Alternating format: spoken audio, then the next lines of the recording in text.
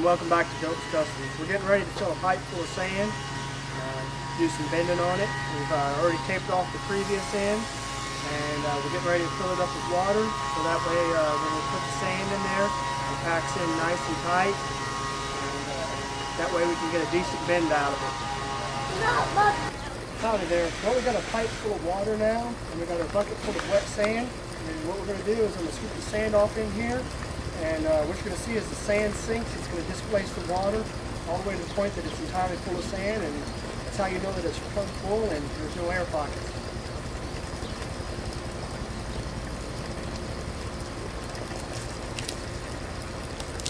Alrighty, after you've packed it all up and got it all full of sand, when you do so, make sure and tap on it to get rid of all the air bubbles. Pack it really tight.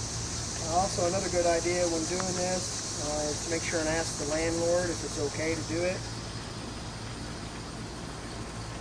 But as you can see, after you get it packed and up to the top, it's not really very hard at all to seal the unit up.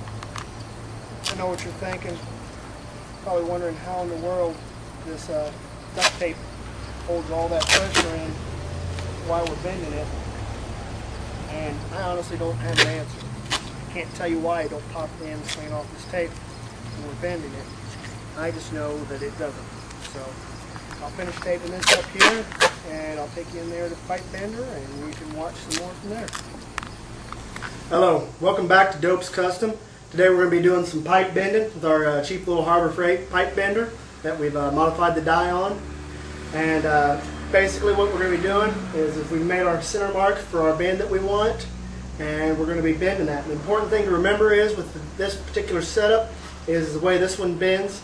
You're bending from the actual metal of the die. Is an important thing when you're doing so to mark the metal of your die.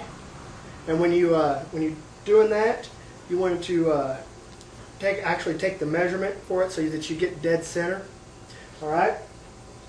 What we've got sitting up here is Harbor Freight sitting in my vise, and what we're going to do is we got one angle finder sitting up here telling us that we're at true 90. Okay, we got the other angle finder telling us what the angle of the pipe is. Okay, now the overall angle that we're wanting to get out of each bend is going to be 78 degrees. Okay, what measurement we're going to notice as we're bending on here is half of that because the unit bends from the center. So overall, when we bend this, we're going to be looking for roughly about 39 degrees is what we're going to be looking for each side, okay? Because it's going to be pushing up from the center, bending both pipes down at the same time. So I also want to make mention while I'm at it that when we do this, you pay attention to where the seam is on the electronically welded tubing. We don't have it facing straight up out of the bend nor face down. We want it facing not necessarily at the side, but down to a 45-degree angle. And the reason we do that is if it does take a hit, or when we're bending it and stuff, the pipe won't be so prone to split, because that's where almost all tubing, no matter what, splits, is at the seam. So that being said, I'm getting ready to do some bending. Stick around and take a watch.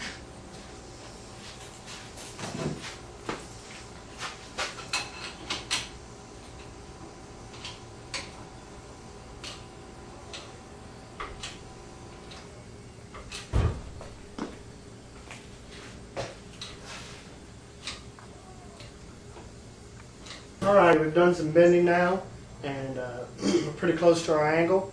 I wanted to, at this point, to let you know that we're going to take it to 42 degrees, even though 39 is our mark. And the reason being for that is that you have spring back.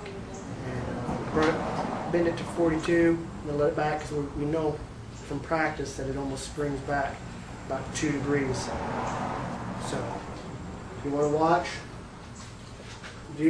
I'll go ahead and finish bending this pipe and let you eyeball it.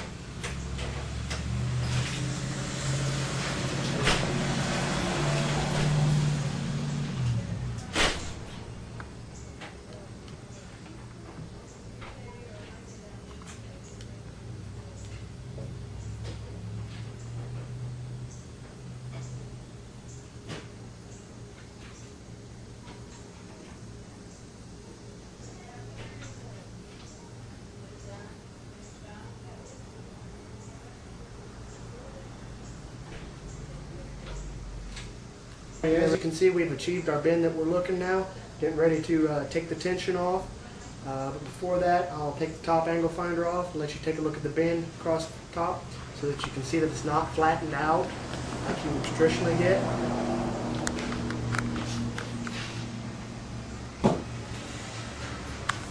As you can see across the top here, it's a nice smooth bend. It's not flattened out like if you had done it without any sand in it. But packing that sand in there really hard is the key ingredient to making a smooth bend without having a mandrel bender, where you can actually get away with it on this cheap little pipe bender, save you some serious bucks in doing that.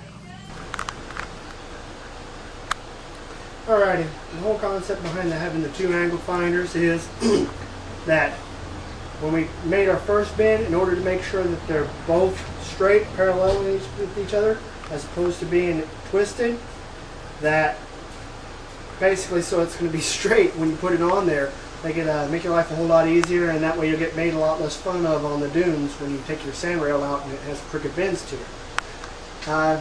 With saying that, I'm going to have Sam Pan over here, and I'm going to take a look at the previous bend, and so you can get a kind of an idea of how decent a bend you can actually get out of a unit with packing it with sand really well.